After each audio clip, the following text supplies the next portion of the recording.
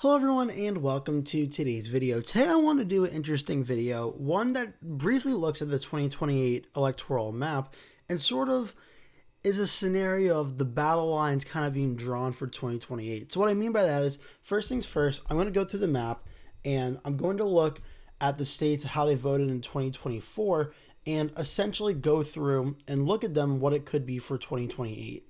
So just to give you an idea of this, I'm going to fill in the states of how they voted for 2024, and then I'm going to do the same thing for the Republicans. I'm going to start with the Democrats here, fill in all the Democratic states, and I could adjust the margins, but I might do that in just one moment. Most important to me right now is I just want to get the winners of the states, and I thought this video would be an interesting exercise to show where the map for 2028 essentially could begin, because obviously there are varying degrees of winners on this map and such, and by how much that they did. So for instance, Iowa and Ohio would be likely Republican. Then you have like Wisconsin would be tilt Republican. I think Michigan ended up being lean. Pennsylvania was lean. New York, I believe, was likely. I think New Hampshire was lean. Maine at large was likely. Maine's first district was likely Republican. North Carolina was lean. Georgia ended up lean. Arizona ended up likely, and Nevada was lean. And then also the first district was likely as well. Democrats won here, likely, I believe, and likely. So the electoral map for 2024, where the electoral map in 2024 looked like this. Donald Trump and the Republicans got 312 electoral votes. Democrats got 226.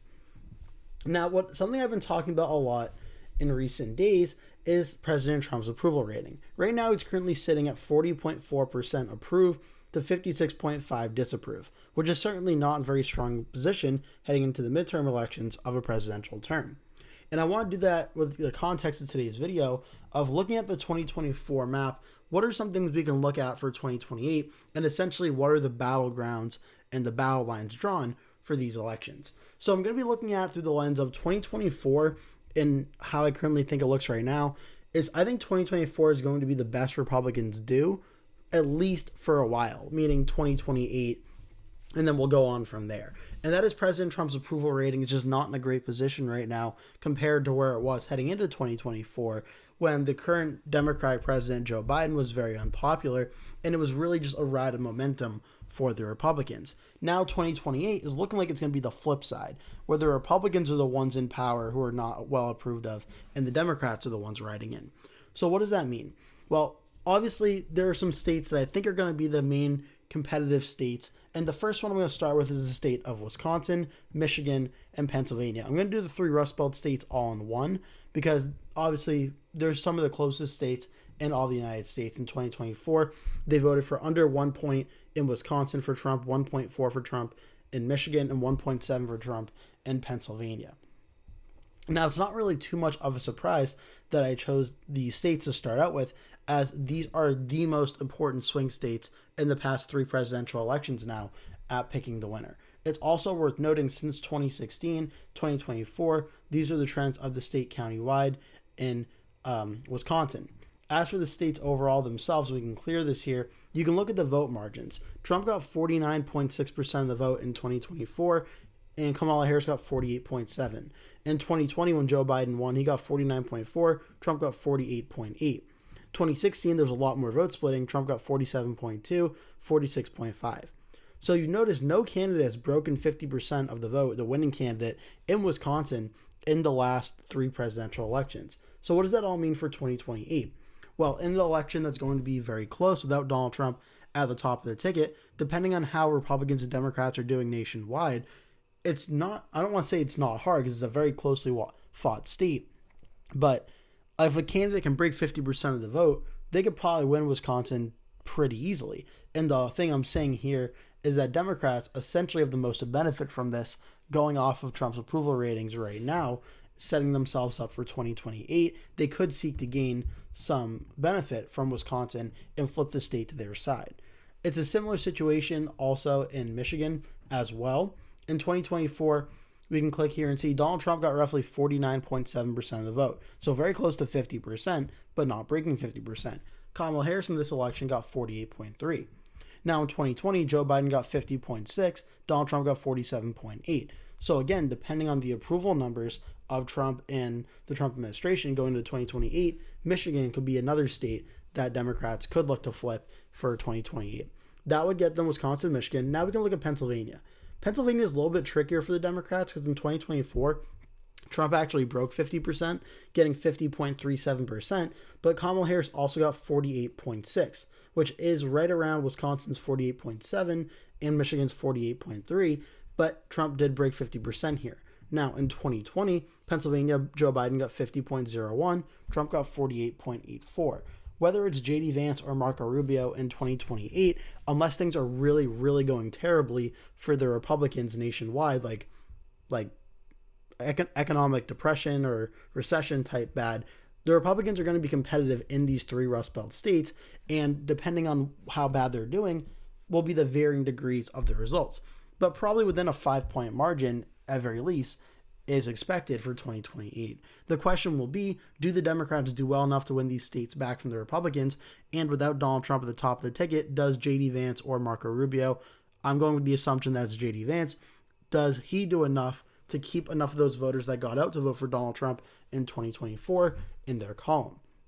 So the battle lines are drawn for the three Midwestern Rust Belt states, Wisconsin, Michigan, Pennsylvania, as expected, as potential Democratic flips.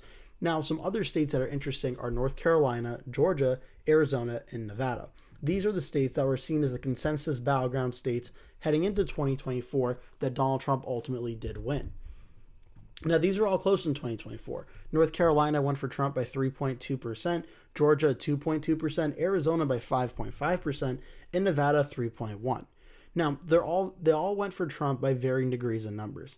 3 points in North Carolina is pretty significant, where Trump won it by 2020 just by 1.3. So Democrats clearly have had a lot of momentum in North Carolina. If we want to look at the past few elections here, it trended 1.9% more red since 2020 to 2024, but from 2016 to 2024, it shifted towards Kamala Harris about 0.44%. So North Carolina is a state the Republicans are going to need to win in 2028, but it has shifted a little bit towards the Democratic side. Not so much, though. Georgia has shifted more to the Democratic side since 2016, and from 2020 to 2024, only a 2.4% shift towards the Republican side as well is pretty notable. So what do these two states say for 2028?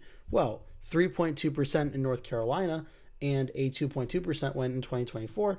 But again, in 2020, it was 1.3 for Trump. In Georgia, Joe Biden won it by 0.24. So when you're looking at 2028, if the Republicans are having a hard enough time with the country overall, with the economy, with prices like gas prices and such, if the Democrats are matching Joe Biden's voter turnout numbers, or percentages anyway, for 2028, is it possible in the election map we see North Carolina and Georgia ultimately flip to the Democrats?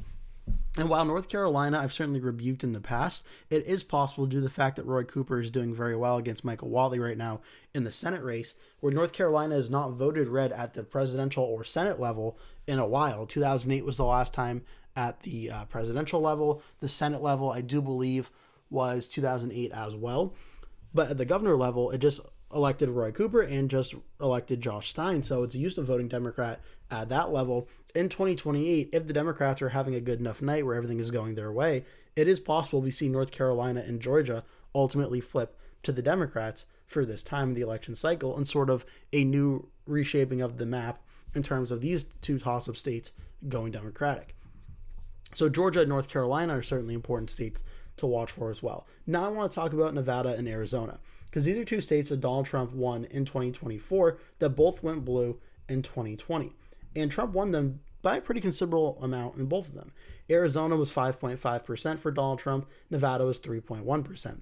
Now, it's important to mention in 2020 that Joe Biden won Nevada by 2.4. Arizona only went to Joe Biden by 0.31. So there's been a very significant trend in Arizona the past few elections from 2016 to 2024 of Trump plus 2. But from 2016 to 2020, the state shifted to Biden by roughly 3.9%. And if you want to go back to the Mitt Romney days, Arizona shifted about 9.4% towards the Democrats since then. Whereas in Nevada, it shifted roughly 4.3% to Donald Trump. So these states are very interesting. It's almost like they're the inverse of each other. Now in 2024, they both voted for Donald Trump, but Arizona was shifting towards the Democrats by a lot and ultimately shifted back to Donald Trump in 2024. For Nevada in 2024, the state was been slowly shifting towards Trump. It was right around a 2-point victory for the Democrats, 2.5 in 2016. It was roughly around similar in 2020, and then Trump did very well in Clark County and was able to win because of that. Now, the trends that were made in Nevada for a Trump 3.1% win in 2024, I think a very large reason of that could have been Trump's no tax on tips policy, also the way the economy was doing under Joe Biden. Heading into 2028, however, though, if things are not improving, even though Nevada did have a very significant shift towards the Republicans and towards Donald Trump in 2024, I certainly don't think it's impossible Nevada may shift back to the Democrats and vote Democratic in 2028 if those prices don't improve and if the unemployment issues in Las Vegas don't improve as well, as that could hurt a lot of the shifts towards the Republicans in 2024. Nevada is going to be very interesting from the fact that it's really all about Maricopa County. It was a 5.5% victory in 2024, so a 5.5% win for Trump going to the Democrats 4 years later. It's possible. Obviously, we saw it with Georgia in 2016 where Trump won it by 5 points, and then Georgia went blue for Biden by 0.24. But I would say it's a little bit more difficult given how much of a shift it was towards Trump in 2024. But all eyes are on Maricopa County. Trump won it by 3.5% against Kamala Harris. In 2021 for Joe Biden by 2.2. So is Arizona a state that I would rule out the Democrats can't win in 2024? No. It's a swing state that they definitely could win. I just think Republicans start out as a slight favorite in Arizona. But again, given the right election environment where everything's going the Democrats' way, or a lot of things are going the Democrats' way, Nevada and Arizona have to be grouped into that category of toss-up states that could certainly go for the Democrats as well. So those are the main battleground states that were talked about for 2024, and all of them ended up going for President Trump. The one that didn't was the state of New Hampshire, which no one was really considering too much of a battleground state for a lot of the elections, didn't really show it being too close, and then it ultimately ended up being actually very close when all the votes were counted, going for Kamala Harris over Donald Trump by 2.8%. What I've talked about New Hampshire in the past is Hillsborough County. Hillsborough County seems to always represent the final margin of the state. For instance, Kamala Harris won it by 2.9% over Donald Trump, and she won statewide, the state of New Hampshire, by about 2.8%. Now, I would say Hillsborough County is one of the top 3 most populous counties in the state, but it's very much like a split county, a 50-50 county, and it's a good indicator of how things are going. So for 2028, if you're looking early on election night, what could this be? How things are going? How Hillsborough County is voting in New Hampshire may at very least be an indicator of how New Hampshire is voting, and from there we can get maybe a look at how the election is going overall. So is New Hampshire a battleground state for 2028? I would personally start it out as one to keep an eye out for, given how close it was in 2024. From there are some other states that I think may get more competitive in the margins, but I wouldn't exactly put into toss-up category yet. For the Republicans are going to try and keep an eye on Minnesota and New Jersey as places they can try and expand their map. But after the governor election in 2025, I think New Jersey's out of reach for the Republicans in 2028. I also think Minnesota, it's always competitive in the last 3 elections with Donald Trump at the top of the ticket. Only a 4.2% victory for Harris in 2024. But in 2028, which I expect to be more of a friendly election environment for Democrats, I think Minnesota starts out in the likely category and a little bit out of reach for the Democrats. Or for the Republicans, excuse me. On the Republican side, there are a handful of states the Democrats are going to want to try and put in the competitive category, in the toss-up category: Ohio, Iowa, Texas, Alaska, Florida. But I just think they start outside of that right now. The margins in 2024 in these states were 13 points in Florida, 11 in Ohio, 13 in Iowa. You had 13.7 in Texas, and Alaska was 13.1. Now, the interesting reason I'm bringing these up are for 2026. A lot of these have very competitive elections taking place. Competitive governor's races and Senate races in Ohio, in Iowa, in Texas, and Alaska.